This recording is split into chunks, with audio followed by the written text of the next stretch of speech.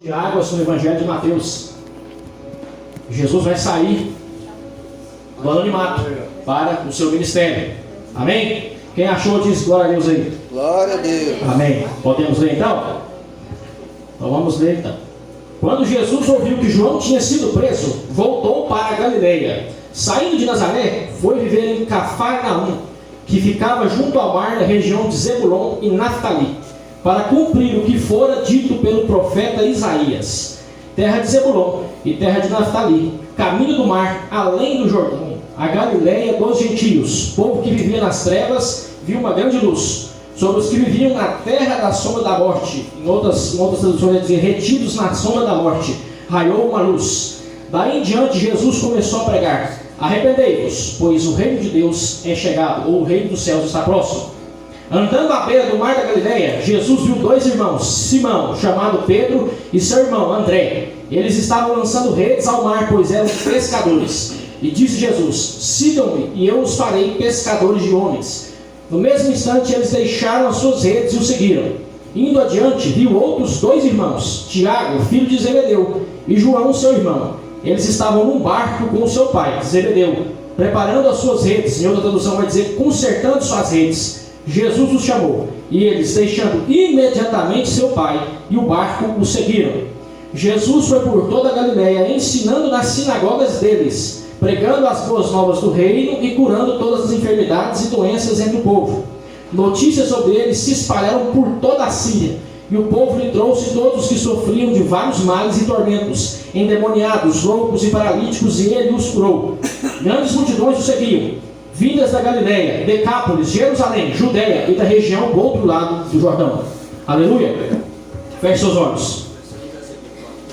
Amém. Pai Santo, em nome de Jesus, nós te pedimos, Deus, concentração, graça, perdão, arrependimento sobre esta casa. Espírito Santo, vem movimentando nesse lugar, diferente do que está acostumado a fazer em nossos corações. Pai Santo, essa palavra é um divisor de águas, Jesus, e eu por mim mesmo não tenho capacidade de explicá-la. Então me ajuda, Jesus, a explicar essa palavra a esse povo, Jesus, a essas pessoas, Pai, que são sua igreja, seu corpo, seus membros. Pai Santo, derrama teu Espírito, tua graça, teu sangue sobre teus servos. Em nome de Jesus, nós te pedimos. Aleluia, glória a Deus. Meus irmãos, vocês já acompanharam o estudo. Mateus capítulo 1 vai tratar do nascimento de Jesus Cristo. O capítulo 2 vai tratar a genealogia e das coisas que Jesus fez até assumir o ministério. No capítulo 3 ele vai apresentar o profeta, o maior profeta do Antigo / Novo Testamento, que é João Batista. João Batista então vai trazer aqui a palavra do Senhor, veio a ele no deserto. Aleluia. Nós estamos sentados em cadeiras, nós temos um todo, nós temos tudo, mas aquele homem pregava no deserto. E disse que as multidões se amontoavam ao redor dele para ouvir. Então, meu irmão, graças a Deus que você não deixou a chuva te impedir de vir cá. Porque nem o deserto impediu aquele homem de pregar, de falar. Aleluia. Então você veio receber a palavra de Deus. E aqui está a nossa palavra. A palavra de Deus então vai dizer que João Batista começou a pregar o arrependimento e o batismo para a remissão dos pecados. Quando você se torna um cristão, quando você recebe o Espírito Santo, se arrepende, confessa seus pecados, o próximo passo é você discipular, receber um discipulado e batizar nas águas. Batizar nas águas significa que você agora é um crente professo, você está de verdade ligado a Jesus Cristo. Aleluia. Então João Batista prega, e João Batista então vai ser preso. Mas antes de ser preso, ele batiza o nosso Senhor Jesus Cristo nas águas, porque Jesus é o nosso primeiro exemplo. Aleluia. E Jesus então vai para o deserto ser tentado pelo tentador. E ali ele fica 40 dias e 40 noites. A Escritura diz que ele não comeu, mas que ele foi servido depois de ser tentado pelos anjos. E ali ele sai. Lucas capítulo 5 vai dizer que ele sai, capítulo 4 vai dizer que ele sai no poder do Espírito, pregando na Galileia. Amém? E aqui vem a nossa palavra. A Bíblia vai dizer que depois de João Batista ser preso, lembrando que João Batista foi preso porque simplesmente foi contra o pecado do consulado de Herodes, que aquele homem havia adulterado com a mulher, e a sua sobrinha havia feito um desafio a ele, de que ele fizesse com que João Batista fosse morto, decapitado, mostrando que a palavra do Senhor é verdadeira, mostrando que a palavra do Senhor tem validade, porque Jesus mesmo disse que aquele que prega a palavra do Senhor há de ser e padecer perseguições, sofrer e ser perseguido. João Batista é o nosso primeiro exemplo. E a Bíblia vai dizer que Jesus só começa a pregar quando João Batista termina o seu ministério. Então ele vai começar a pregar. E o que é interessante para mim é que ele já de cara rejeita a sua terra, Nazaré. Ele já sai de Nazaré e passa para Cafarnaum. Porque se você for em Marcos capítulo 6, versículo 6, vai dizer que Nazaré rejeitou a palavra de Jesus Cristo. Coisa que muitas pessoas estão fazendo, como na parábola do semeador. Eles estão ouvindo a palavra, ela está caindo nos seus ouvidos, mas Satanás passa e arrebata a palavra. Não dá tempo nem da palavra fincar raízes no coração. E ele sai pregando. Ele vai começar a pregar a palavra de Deus em Cafarnaum. Por que Jesus escolheu Cafarnaum? Cafarnaum era formado por mais ou menos 205 vilas. Cada vila tinha mais ou menos 15 mil habitantes, o que vai nos dar mais de 2 milhões de pessoas. Então você pode confirmar comigo que Jesus tinha um público bastante grande. Eu e você temos que trabalhar no reino, mas tem que trabalhar com inteligência. Jesus é o nosso maior exemplo. E ele vai começar a pregar naquela região de Cafarnaum, porque ali era conhecido como a Galileia dos gentios. Ali tinha judeus misturados com gentios. Nós somos gentios. Jesus veio para nós também. Jesus veio para nos salvar, para mudar a nossa vida, para nos livrar da morte, do pecado, do juízo. Ele veio para nos dar nova vida no Pai, através do Espírito Santo. É essa a mensagem inicial. Esse é o primeiro ponto. Mas o que eu tenho de mais interessante é que ele vai usar as Escrituras. É o que eu quero fazer o meu primeiro ponto do sermão. As Escrituras, ele vai dizer assim, para que se cumprisse o que foi dito pelo profeta Isaías. Isaías é o profeta de maior escritura sobre Jesus Cristo. Ele é o profeta messiânico. Dentro da teologia, se você estudar, você vai conhecer o quinto evangelho, entre aspas, porque é o evangelho de Isaías. Todos os seus 66 capítulos apontam para o Messias Jesus. Ele é a principal mensagem da Bíblia. Jesus é a principal mensagem da Bíblia. Aleluia. Tem gente usando a Bíblia para explicar carro, para dar casa, para dar dinheiro, para dar casamento bom, para tirar marido de outra pessoa. Não. A palavra de Deus é para a salvação, é para a mudança. Porque Jesus é o personagem principal dessa palavra. Amém? Então nós temos que voltar às nossas raízes. Os pentecostais são conhecidos por pregar Jesus Cristo e Ele crucificado. Aleluia. Essa é a mensagem principal. 1 Coríntios capítulo 1, versículo 18. A palavra da cruz é poder para nós que somos salvos. Aleluia. Está precisando de poder? Cruz. Está precisando de poder? Cruz. Seguindo, vai dizer que Isaías profetizou 750 anos antes de Jesus nascer sobre a vinda de Cristo. Vai dizer assim que a terra de Zebulon e Naftali, quando Moisés dividiu aquelas tribos, ele colocou Zebulon e Naftali bem lá na ponta, bem longe, um lugar onde era distante de receber ali a adoração no templo. A pessoa tinha que andar vários quilômetros, tinha que passar o Rio Jordão para chegar no templo de Jerusalém. Como que eu sei disso? Porque ele vai dizer que a Galileia está além do mar, além do Rio Jordão. Aquele povo tinha que enfrentar uma grande dificuldade para chegar no templo. Mas é aquele povo que Jesus vai ser interessado. Aquele povo que foi muitas das vezes rejeitado, deixado de lado. Ele vai começar então o seu ministério ali naquele lugar. Amém? Glória a Deus. E ali ele vai começar a pregar. O povo que estava assentado em trevas viu uma grande luz. E aos que estavam assentados na região e sombra da morte, a luz raiou. Meus irmãos, eu gostaria que você olhasse para dentro de você. O que era você antes de conhecer a Cristo? A Bíblia está dizendo que Zebulon e Naftali, apesar do Deus dos exércitos ser o Deus daquele lugar, ainda estava coberto de trevas, coberto de névoa. Os olhos estavam meio que tampados, eles não conseguiam acessar a Deus. Mas Jesus chega, e ele já chega desbaratando, ele já chega quebrando o mal, ele já chega alavancando o ministério dele no lugar onde havia trevas. Aleluia. E que trevas grandes eram essas, irmãos? Porque para Jesus se apresentar um lugar ali primeiro, é porque aquele lugar estava bem ruim. Você pode ver que ele vai se apresentar por último em Jerusalém, o lugar onde tinha o templo. Ele foi nos piores lugares primeiro, para depois ir aonde era o centro da religião, para combatê-la e por final morrer na cruz do Calvário, para salvar eu e você. E eu quero que você note o seguinte: eu e você, antes de conhecermos Jesus, nós estávamos nas trevas. A Bíblia vai dizer em Efésios capítulo 2, versículo 1 a 3, que eu e você éramos regidos pelo curso desse mundo. Eu e você vivíamos conforme o pensamento do mundo, conforme os consumos do mundo, conforme os entendimentos do mundo, conforme a carne, conforme o dinheiro, conforme o que o pessoal fala para você fazer, conforme o time fala para você jogar. Era assim que nós vivíamos. Mas depois que Jesus chega, ele tira os olhos do entendimento do diabo, 2 Coríntios 4 diz que Satanás cegou eu e você para que nós não entendêssemos o reino de Deus. Ele tinha aquela visão. E nós então enxergamos aquele homem pregado no madeiro. Nós recebemos o Espírito e somos transformados. Aleluia! Não é batismo no Espírito, é receber o Espírito. O batismo no Espírito é um revestimento especial para que você sirva a Deus no seu ministério. Nem todos recebem, mas o Espírito Santo todo mundo que é crente tem. Aleluia! Glória a Deus. E a primeira mensagem que ele vai trazer, e essa mensagem ela é todo o pilar da Bíblia. Verso 17, guarda no seu coração. Desde então começou Jesus a pregar e a dizer: arrependei-vos, porque é chegado o reino dos céus. Arrependei-vos, porque é chegado o reino dos céus.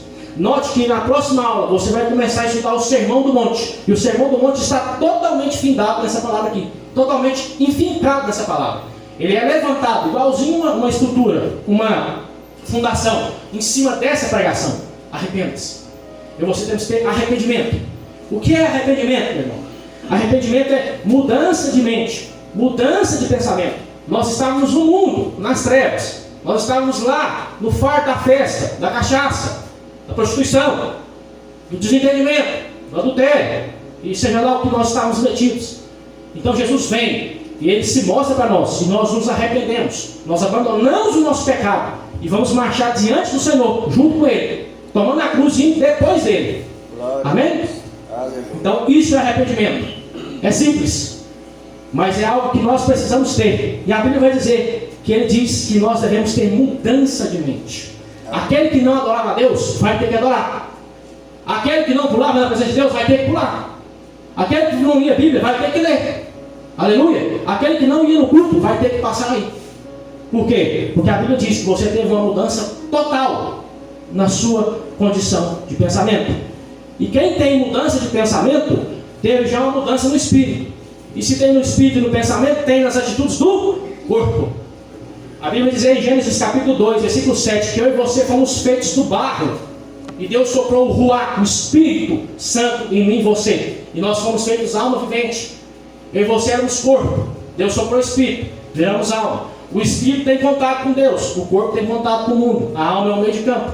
Quando alguém recebe alguma palavra, por onde ela recebe? Pelo Espírito. A mente a processa. E como é que eu entrego? Com o corpo. Com o corpo.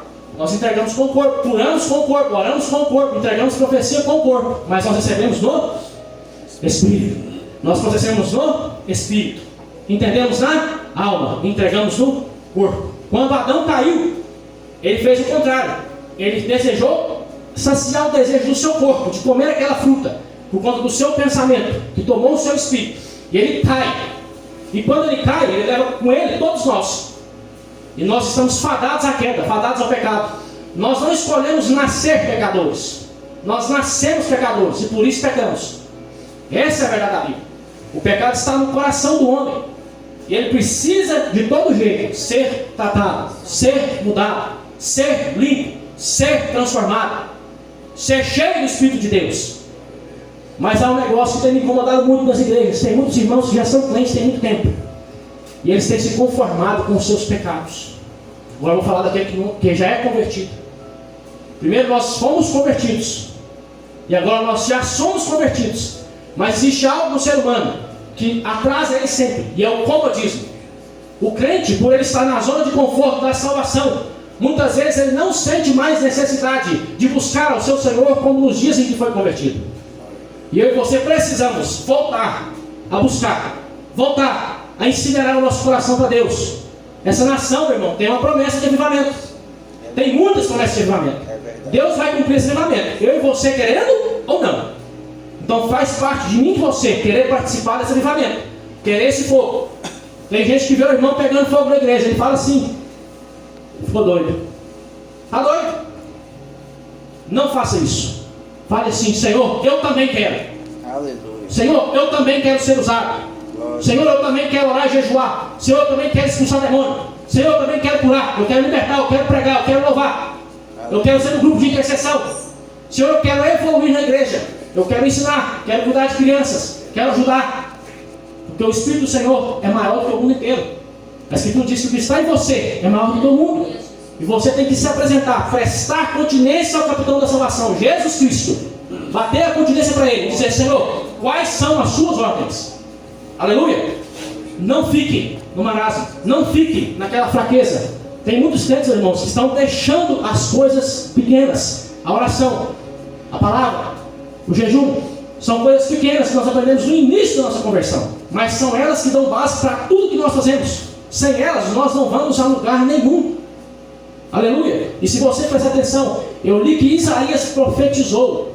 A palavra inteira, a Bíblia inteira, ela mesma se explica, ela mesma se confirma, ela mesma se traz explicação. Quem trouxe essa revelação? Isaías. Quem cumpre essa revelação? Jesus Cristo. Como que eu e você queremos seguir Jesus Cristo sem a palavra? Nós precisamos ler a palavra, nós precisamos buscar a palavra. Eu e você precisamos todos os dias, eu primeiro, buscar a palavra, buscar a orientação de Deus. Eu costumo dizer lá na igreja que nem todo mundo vai receber a revelação de quantos litros d'água tem que beber por dia. Tem que olhar aqui. Nem tudo é revelação que vem para você, nem tudo é revelação falada. Já está escrito.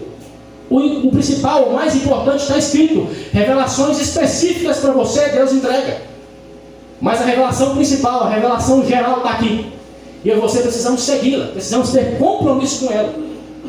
Amém? Amém. E ele vai dizer o seguinte: que depois ele sair pregando, anunciando o reino dos céus, a salvação, a mudança de entendimento, ele vai começar a fazer discípulos. Veja como a mensagem de Jesus é poderosa. Ele começou a pregar no 17, no 18 ele tem convertido. Aleluia. Amém? Glória. Ele começou a pregar no 17. Pedro e André, seu irmão, bateram continência para ele e falou: vamos largar a pescaria e vamos seguir ele, porque ele é Deus, porque ele é o Senhor, porque ele é Redentor, porque ele é Salvador. Não tem como ele ser Salvador se ele não é Senhor. Amém? Amém. E diz então aqueles homens: chegou-se Jesus perto deles e os convidou: olha, vocês são pescadores, eu sei que vocês pescam, mas é o seguinte, a partir de hoje vos farei pescadores de homens. Meus irmãos, aqui está a mudança de mente, aqui está a prova do arrependimento. Ele vai deixar a sua vida antiga para trás. Não estou dizendo que você tem que abandonar seu emprego, não é isso, mas é deixar a sua vida antiga para trás e marchar uma nova vida, uma nova direção, um novo pensamento. Maravilha. Aleluia. Você e eu temos que marchar conforme o maior pescador, Jesus. Amém? Quer outro exemplo? Quando Elias vai colocar o seu próximo substituto, o seu substituto é Eliseu. A Bíblia diz então que Deus fala para ele assim: Elias, vai e unge Eliseu, filho de Safate, de Abel Meolá, porque ele será profeta no seu lugar. E Deus dá mais 3 ordens para ele, mas Elias só cumpre uma, ele só unge Eliseu. Chegando lá, ele joga a capa. Mas a Bíblia diz então que Eliseu estava arando, estava trabalhando ali no campo. E diz que Eliseu automaticamente abandonou as juntas de bois, queimou as carroças, deu os bois ao povo e seguiu Elias. Aleluia. Quem eu e você estamos seguindo hoje? Quem eu e você estamos adorando hoje? Amém? Façamos como Pedro, André, Eliseu. Vamos queimar as carroças. Vamos deixar de lado os pecados velhos. Vamos seguir na orientação do Espírito Santo. Vamos seguir na orientação do Pai. Aquele que fumava não fuma mais. Aquele que bebia não bebe mais. Aquele que prostituía não prostitui mais. Aleluia. Aquele que era das loucuras que nem nós éramos, não é mais. Aleluia. Amém? Antes de nós ir para a igreja, meu irmão, eu fazia faculdade federal, adorava, amava ir para a festa volta da noite. Amém? Tinha uma força extraordinária para ir para aquilo ali. Mas agora que eu sou crente, eu tenho que combater esse negócio. Porque eu tenho que ter a mesma força que eu tinha para ir para uma festa, virar dia lá dentro. Eu tenho que ir para a igreja orar. Eu tenho que cultuar. Eu tenho que mostrar a mesma força. Glória a Deus.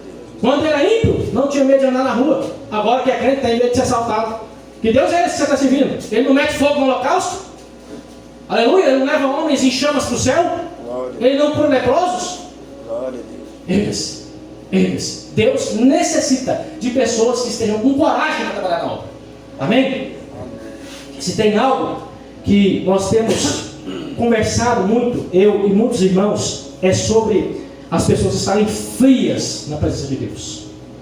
Ele não ora, ele não jejua, ele não lê Bíblia, ele não faz compromisso, ele não faz mais nem votos com o Senhor. Ele perdeu a capacidade de votar algo a Deus. Isso mostra incredulidade, falta de fé, falta de compromisso. Não deixe isso afetar você. Não deixe isso entrar no seu coração, na sua vida. Repreende, chegou, bate o pé, sai, em nome de Jesus. Você é crente, você tem um Senhor, você tem um Salvador, você tem um Espírito com você. Faça. Aleluia. Versículo 19: vinde após mim. Vai depois de Jesus. Veja bem, ele se apresenta para mim e para você. Eu e você vamos depois dele. Glória. Tem gente que quer passar o carro na frente de Jesus. Não. Eu e você nós vamos depois. Pode ir bem coladinho assim, ó. Pode ir bem coladinho assim, mas vai depois. Porque se ele não for abrir o caminho para você passar, você não passa. Aleluia. O crente é regido pela palavra de Deus. O crente é regido pelo poder de Deus. Então, se o poder de Deus não está conosco, então nós não vamos. Vamos orar de Moisés. Senhor, só nos faz sair daqui se a tua presença é conosco. Só não faz sair daqui se a tua presença, se a tua bênção, se a tua Shekinah de glória for acompanhando Israel, o seu povo. Levante cedo. Senhor, só saio daqui com a sua presença. Glória a Deus. Senhor, só saio da minha casa com a tua bênção. Glória. Senhor, só vou trabalhar, levar os filhos à escola com a minha presença. Aleluia. Glória. Quem trabalha aí, levanta a mão. Em nome de Jesus. Aleluia. Aleluia. Difícil servir Deus no serviço, não é, meu irmão? As tentações são muitas. Precisamos estar revestidos. Precisamos estar debaixo da presença. Às vezes você não tem vontade de fazer alguma coisa errada com o dinheiro do patrão ou do funcionário. Igual eu sou patrão. Amém? Às vezes você não tem vontade de fazer isso. Às vezes você não tem vontade de adulterar.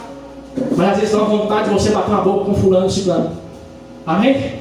Deixe isso para lá. Principalmente agora, quando as pessoas estão discordando em áreas secundárias da nossa vida, que são importantes sim, como a política, como a religião. Mas a gente tende a bater boca, discutir, ficar brigando. Não brigue. Olhe, busque discernimento, entendimento. Senhor, quais são suas ordens? Senhor, o que eu tenho que fazer? Não é o que o fulano tem que fazer. O que eu tenho que fazer para ser servo seu? O que eu tenho que fazer para ser usado pelo Senhor? O que eu tenho que fazer para ser útil na obra de Deus? Amém? Aleluia. E eu acho interessante que esses discípulos, quando eles escutam, eles já imediatamente abandonam o seu posto de pescador humano, de pescador da carne, de pescador de peixes. Eles já prestam continência e falam: vamos abandonar nossas redes e vamos segui-lo, porque Ele é Deus, porque Ele é o Senhor, Ele é o Redentor. Amém? E esses homens, meus irmãos, eles abraçam a causa de Deus. Nós podemos ver que Pedro era um cara muito radical, um cara muito sanguíneo, colérico. As pessoas falam que ele é sanguíneo, não é que é bem sanguíneo, ele é colérico. Colérico é o quê? Alguém que se esbraveja de qualquer coisa. Qualquer coisa que está dando pontapé inicial. Ele quer começar tudo. Por quê? Porque é a natureza dele. Amém?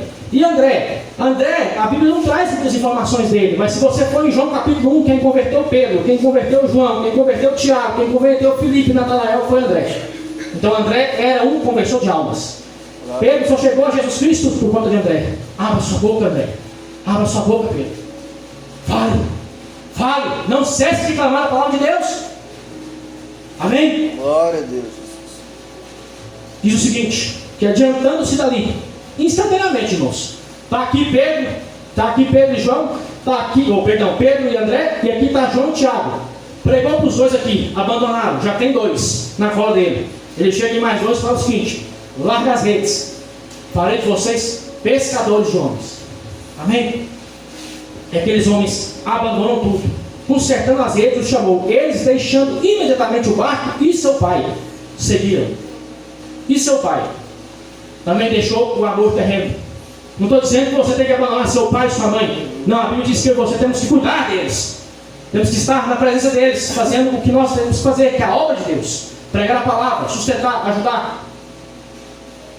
E a Bíblia vai dizer para mim e para você que eles abandonaram o seu pai. Não no sentido de não cuidar dele, mas no sentido de que aquilo ali, o amor de pai, não era o amor salvador de Deus. O amor salvador de Deus estava em Jesus Cristo. Em Jesus. Aleluia. A igreja precisa ouvir o nome de Jesus. Glória a Deus. Aleluia. A igreja precisa ouvir a cruz. Ela precisa ouvir Jesus. A cruz é a mensagem menos pregada nas igrejas. O arrependimento é a segunda. O arrebatamento é a terceira. Por isso que nós muitas das vezes olhamos para a palavra e não temos condição de discerni-la. Nós precisamos reavivar nossas igrejas. Precisa se acender o fogo no seu coração do Espírito. Irmão, não sou eu que faço isso, é o Espírito Santo. Mas a Bíblia diz que se eu e você não preparar o terreno, avivamento não vem. A Bíblia diz que se eu e você não limpar a casa, o Espírito não desce. É verdade. Vocês já foram ensinados. Qual foi a forma corpórea que o Espírito Santo adotou para pousar em Jesus? Foi um urubu que pousa na carniça? Foi um tucano que come qualquer coisa? Não, foi o quê? Uma pomba. Você já viu o pombo pisar no barco? Você já viu o pombo pegar graveto sujo? Você não vê. Ele só pousa onde está limpo. O Espírito só vem onde é que está limpo. Meu coração e o seu tem que estar limpo. Nós temos que estar limpos, lavados, para ele poder vir e fazer uma obra. Aleluia. Aleluia. Glória a Deus. Seguiram. Seguir. Não é somente aceitá-lo. Tem gente que está aceitando, está criando raiz no coração, igualzinho na palavra do semeador. Mas vem o sol, bate e queima. Passa um pouquinho, morre. Não produz mais fruto, ele, da presença de Deus, ele sai. Não. Sigam. Não. Volte. Não. Permaneça na igreja, permaneça na casa do Senhor. Aqui é o melhor lugar para você estar. Aqui é o melhor lugar para você conviver. É aqui onde você recebe alimento espiritual. É aqui onde você adora o Senhor. É aqui onde você tem crescimento na obra. Você desenvolve o seu ministério, o seu chamado. Irmão, eu não tenho chamado para pregar, mas você ora, você é uma pessoa de oração, você é uma pessoa de revelação, você é uma pessoa que Deus usa, que Deus transforma as vidas das pessoas quando tem contato. Faça, sigam, busque-o. Essas palavras, meus irmãos, que eu estou usando são todas imperativas, porque Deus não está pedindo, Deus está mandando. Glória. Aleluia. Nós temos que segui-lo. Eles seguiram, mesmo que muitas das vezes entre tropeços, sendo repreendidos, sendo muitas das vezes tratados, quebrados. A Bíblia diz que eu e você somos feitos de barro, e barro foi feito para ser esquentado e quebrado. Então nós muitas das vezes vamos ser esquentados pelo fogo de Deus. Muitas das vezes nós vamos ser quebrados pela mão de Deus. Vamos ser refeitos, reconstruídos por Deus, para poder seguir. Sigam. Aleluia. Vamos ver se o ministério de Jesus é o último ponto que eu quero tratar com você. Se ele percorria toda a Galileia, ensinando nas suas sinagogas.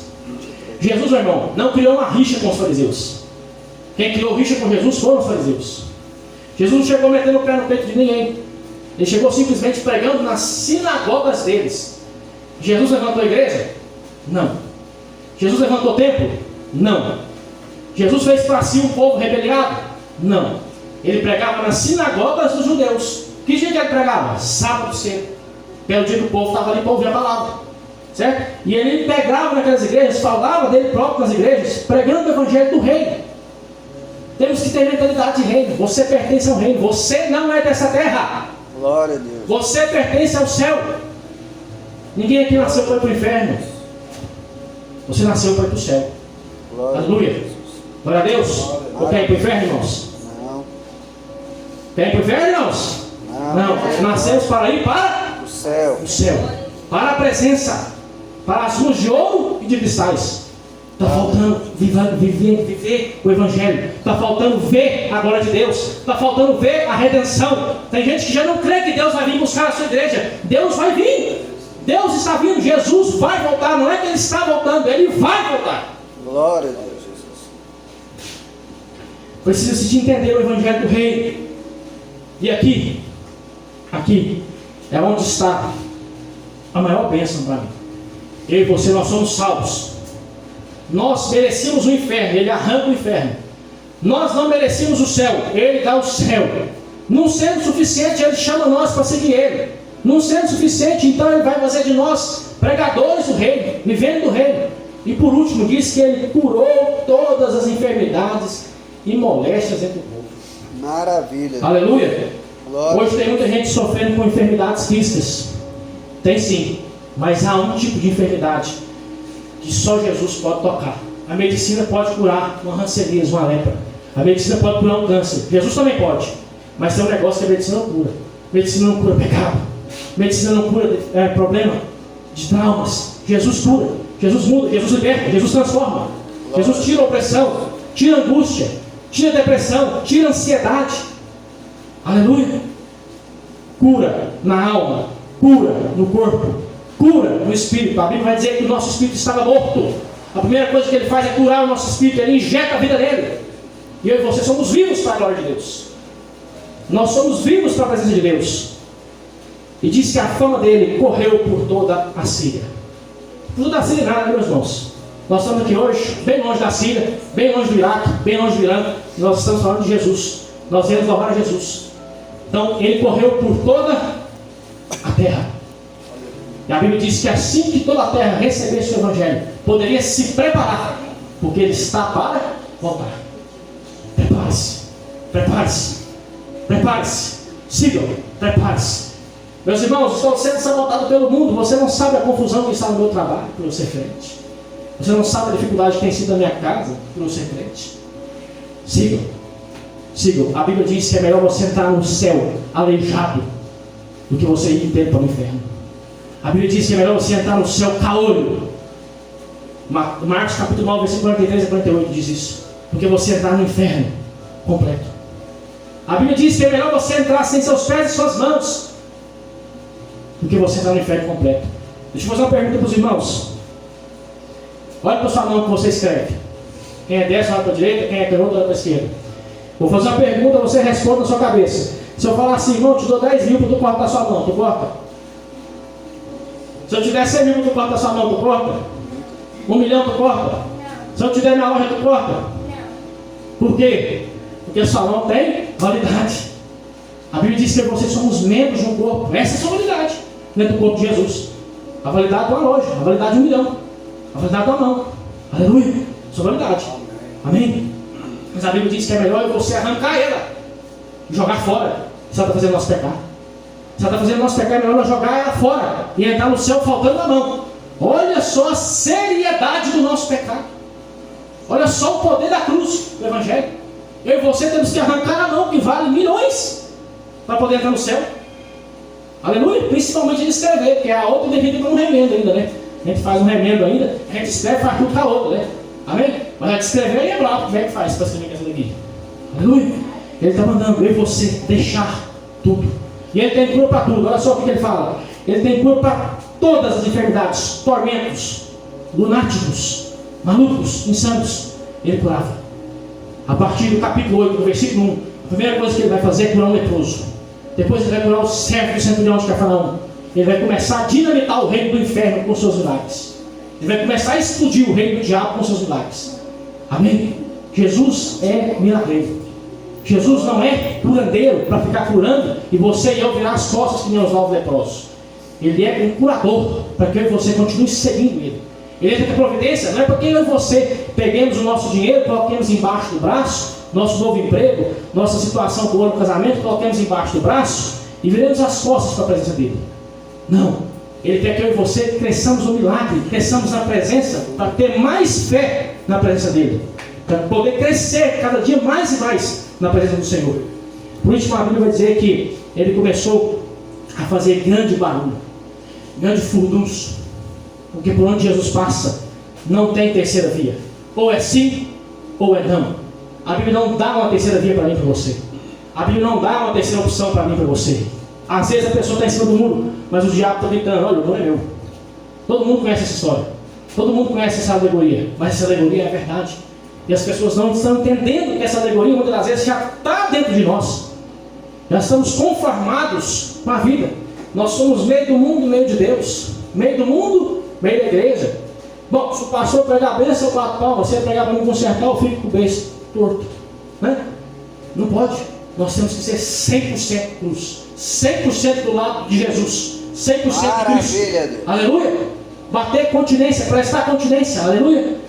Nem tudo, meus irmãos, nós concordamos. Mas em tudo buscamos a Deus. Esse é o pensamento que nós temos que ter. Se nós pegar aqui, nós vamos pentecostal, fogo, fogo, fogo, fogo, fogo. Cadê a linha? Cadê a linha? Amém? Amém? Ou não? Amém. Amém? Se nós formos batista, o que vai acontecer com nós? Vai vir uns cultos de gelo. Eu já fui batista. Amém? Vai vir uns cultos de gelo. Se for um presbiteriano, vai vir um iceberg. Aleluia. Então basta você ver um culto, né? Dá uma esfriada em você, e aí você vai no presbiteriano, vem um culto de gelo. Não, vem um iceberg para cima de você. Por quê? Porque o negócio deles é doutrina. Aleluia. Mas